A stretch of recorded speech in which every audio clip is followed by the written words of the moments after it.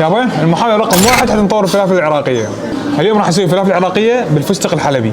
حمص منقوع ليلة كاملة، نخلي فوقها كمية فستق حلبي زينة، فص واحد ثوم، بمكان البصل راح نستعمل فكسيس مليك.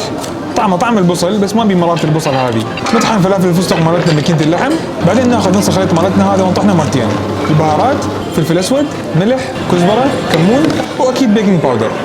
اخر شيء مي بارد ثلج ونخلط. نذوق العجينة مالتنا ونتاكد من الملوحة مالتها. راح نشكل الفلافل مالتنا هالمرة بقالب كلاسيكي ونخليها بالزيت. لونها صار يخبل، نصفيها على كلينكس. الشكل الثاني راح نخلي عجينة بالقالب مالتنا ونسوي فتحة بالنص وننزلها بالزيت. هم ان لونها صار يخبل وشكلها يخبل، صفيها على كلينكس. راح نوزنها ونشوف اي وحدة منهم اخف. شكل الدونت كان هواية افضل واخف حتى من الداخل. طعمها كان فنان، القوام ممتاز، بس بصراحة ما حسيت بطعم الفستق، يعني اذا يسدون عيوني ما راح اعرف انه هاي فلافل فستق. فشنو تنصحونا نسوي؟